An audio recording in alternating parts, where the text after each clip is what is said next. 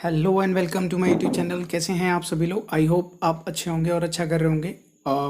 आज मैं आपके सामने इंग्लिश का प्रैक्टिस सेट लेके आया हूँ क्योंकि एयरफोर्स का एग्ज़ाम आपको पता है बहुत जल्दी आने वाला है। तो इससे पहले भी मैं सेशंस करा चुका हूँ। अगर आपने वो नहीं देखे हैं तो प्लीज़ पहले उन्हें जाके देखिएगा और इनको भी देखिएगा, ठीक है। और रेगुलर वीडियोस आती रहेंगी। अगर आपको मेरी वीडियो अच्छी लगे, एक्सप्लेनेशन अच्छा लगे तो प्लीज़ चैनल को सब्सक्राइब कर देना, अपने दोस्तों के साथ शेयर कर दो भाई, और वीडियो को लाइक किया करो। ऐसे में अप्रिसिएशन मिलता है तो चीज़ों काम करने के प्रति मन लगा रहता है, ठीक है। तो और भाई बेल आइकन दबा दबा लिया करो, मेरी वीडियोस आपके पास जल्दी नोटिफिकेशन आ जाया करेगा, है ना, जब भी वीडियो अपलोड होगी। So without any wasting time, let's roll the intro video.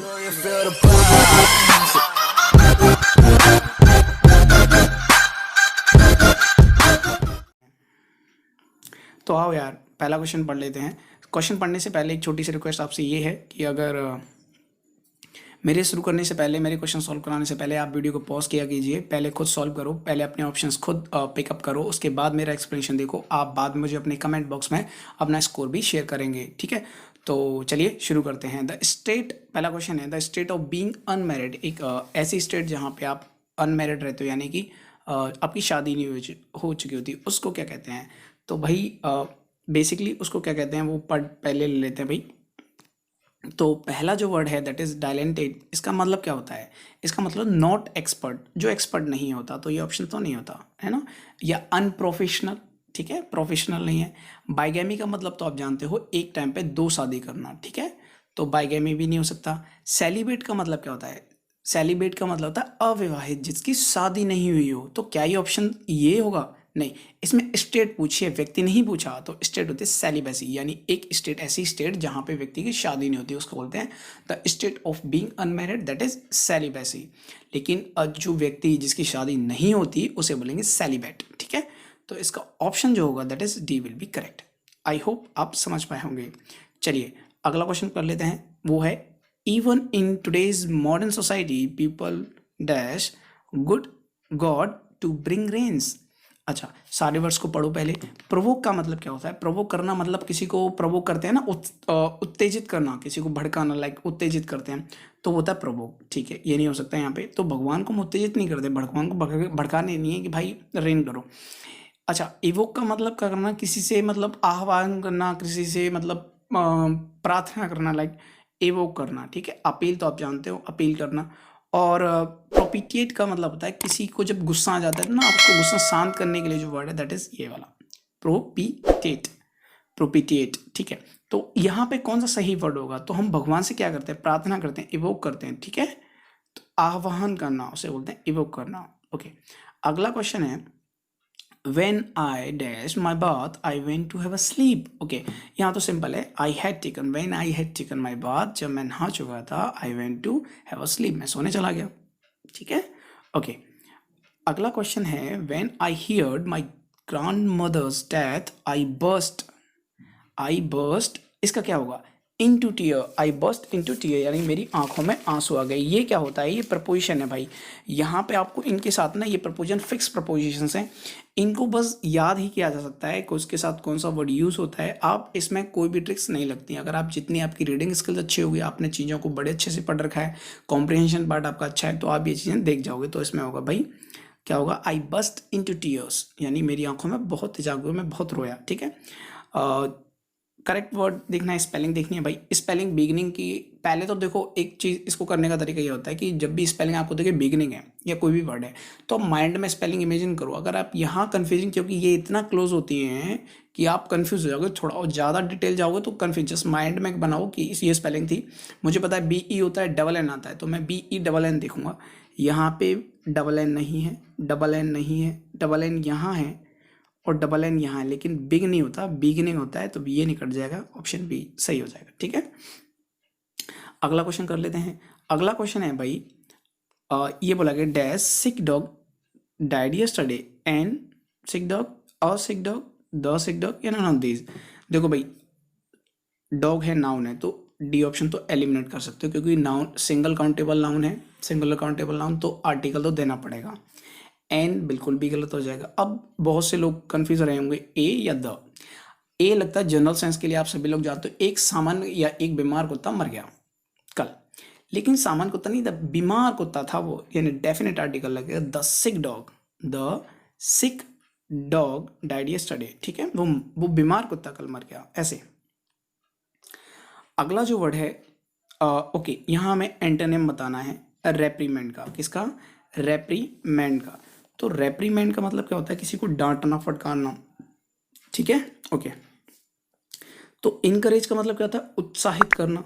Encourage करना यानी किसी को बढ़ावा देना, या आप ये काम करो भाई, इसको हम आपको इनकरेज कर रहे हैं, मुझे काम के लिए इनकरेज मिलता है, ठीक है, उत्साहित करना। और रिकमेंड करना तो आप जानते हो, है ना, और रिलीज करना, छोड़ना। प्रेज का मतलब प्रशंसा करना, तो आप किसी को डांटोगे तो किसी की प्रशंसा करोगे, तो एंटोनिम बिल्कुल most appropriate answer that is praise, option D will be the correct. Okay, अगला जो वर्ड है that is one who is irreverent towards God. अच्छा, इसका मतलब क्या हुआ? एक ऐसा व्यक्ति, ये व्यक्ति पूछा है यहाँ पे, ऐसा व्यक्ति जो भगवान के बिल्कुल विपरीत है, यानी बेसिकली भगवान की निंदा करता है, यानी बुराइयां करता है। क्रिमिनल नहीं हो सकता, ठीक है। थीस्ट कौन होता है भाई? आस्तिक, नास्तिक। थीस्ट बिलीव करेगा गॉड में, अथिस्ट नहीं करेगा, अथिस्ट करेगा नहीं लेकिन बुराइयां नहीं करेगा। तो ब्लेस्फेमस जो व्यक्ति होता है ये भगवान की बुराइयां करता है। क्या करता है? भगवान की बुराइयां करता है, तो ये है ब्लेस्फेमस, ठीक है। अगला वर्ड है Sarita said to me I will do it now. अच्छा देखो भाई, ये इनडायरेक्ट वॉइस बनाना है मुझे, ठीक है। अब मुझे यहाँ पे जो बनाने के लिए पहला तरीका तो मुझे ये चाहिए भाई कि यहाँ पे ये विल है, वुड हो जाएगा, सब में ही होगा जहाँ तक है। इट नाउ, नाउ है तो नाउ ये कीवर्ड्स है, नाउ है तो देन, देखो भाई देन यहाँ है, पहला सही हो सकता है, ठीक है, मैं मार्क कर लेता हूँ, पहला सही हो सकता है। अगला ऑप्शन देखो भाई, पहला हो सकता है, और देखो ये नहीं हो सकते, दूसरा तीसरा काट सकते हो क्योंकि नाउ नाउ है, देन है, पहला और चौथा हो सकता है। फिर आपने देखा कि यहाँ आप ध्यान से देखो भाई, यहाँ पे है फर्स्ट पर्सन, आई क्या है? First person. तो फर्स्ट पर्सन किसके हिसाब से चेंज होता है? इसके हिसाब से, ठीक है, सरिता। तो सरिता के हिसाब से यहाँ पे शी आना चाहिए, लेकिन यहाँ पे तो आई है ए वाले में, तो ये एलिमिनेट हो गया। अब आपके पास भाई न चाहते हुए भी ऑप्शन डी ही बचा। तो Sarita told me that she would do then और नेवर, ठीक है। समबडी टोल्ड मी, ठीक है, किसी ने मुझे बताया that there had been an explosion in the town hall. Okay, passive voice बनाना भाई। पैसिव वॉइस में सबसे पहले देख लो यहाँ पे हैड बीन लगाए, हैड बीन यानी टेंस चेंज नहीं होगा, तो हैड बीन देख लो भाई, हैड बीन कहाँ है? तो हैड बीन इसमें नहीं है, हैड बीन इसमें नहीं है, हैड बीन इसमें भी नहीं है, इसी में है, तो ऑप्शन डी सही हो जाएगा, ठीक है। अगला आ जाइए भाई, अगला है दैट इज बी लिटिल। हमें बताना क्या है? इसका सिनोनिम बताना है। तो बी लिटिल का मतलब क्या होता है? किसी चीज़ को छोटा कर देना, कम कर देना। तो डिमिनिश का मतलब भी बेसिकली कम करना होता है, तो ये हो जाएगा। मोक का मतलब इतना, किसी का बुराइयां करना, ठीक है, मोक करना, उपहास उड़ाना, किसी का मजाक उड़ाना। डिस्परेज का मतलब क्या होता है? बेसिकली ये भी किसी की बुराइयां करना लाइक होता है, ठीक है। तो डिस्परेज होता है। स्कॉफ, स्कॉफ का भी मतलब सेम होता है, यानी ये तीनों एक दूसरे में, मोक, डिस्परेज, स्कॉफ, तीनों एक दूसरे के सिनोनिम है। लेकिन हमें बी लिटिल का सिनोनिम पूछा गया था, वो होता है डिमनेस। डिमनेस का मतलब किसी चीज़ को कम कर देना, ठीक है। To rankle over an ash shadow, इसका मतलब क्या होता है? To rankle over an ash shadow. Idiom phrase वाले आप देखिए, इससे पहले मैंने सेशंस करा रखे हैं, बहुत अच्छे मैं लाता हूँ, ऐसे नहीं कहीं से भी उठा के, तो जस्ट बहुत अच्छे अच्छे वर्ड्स हैं। अगर सारे idiom phrase one word substitutions बहुत जो मोस्ट अप्रोप्रिएट रहते हैं, जो जिनके आने के चांसेस ज़्यादा होता है, वही मैं सेशंस लाता हूँ। तो भाई to rankle over an ash shadow, इसका मतलब क्या होता है? टू क्वेरल ओवर ट्रिफलेस, इसका मतलब छोटी छोटी बातों पे झगड़ा करना, उसको बोलते हैं to rankle over an ash shadow, ठीक है। तो छोटी छोटी बातों पे बहस करना, झगड़ा करना, वो होता है। अगला वर्ड है I have done my best, ठीक है, मैं अपना पूरा अच्छा कर चुका हूँ। The whole thing is now, अब जो बची कुछ चीज़ है, द होल थिंग जो भी चीज़ है, in laps of the God. Lap का बेसिकली मतलब क्या होता है? लैप बोलते हो कि भगवान के ऊपर है ना, या भगवान की गोद में है, जो चीज़ें बोल सकते हो भगवान के दायरे में है, तो लैप्स नहीं होता, होता है लैप होता है। तो क्या होगा भाई? लैप्स, इसमें से एस हटाना पड़ेगा, यानी जो एरर है वो है पार्ट सी में, ठीक है। अगला क्वेश्चन है दैट इज बोथ। बोथ तो अपने बाद एंड लेता है, इसमें सोचना ही नहीं है। Both Veena and Meena are beautiful, ठीक है, बहुत ईजी क्वेश्चन है भाई, समझ में आ रहे होंगे। अब आते हैं क्वेश्चन नंबर 15 पे। अच्छा, इसमें क्या बनाना भाई? हमें form an adjective the given word sense. अच्छा, सेंसेस की आपको एडजेक्टिव बनानी है, तो भाई एडजेक्टिव बनाना है, ठीक है। आप बताओ, द खुद एक एडजेक्टिव है, सेंसेस एडजेक्टिव नाउन हुआ, तो ये तो गलत हो गया भाई।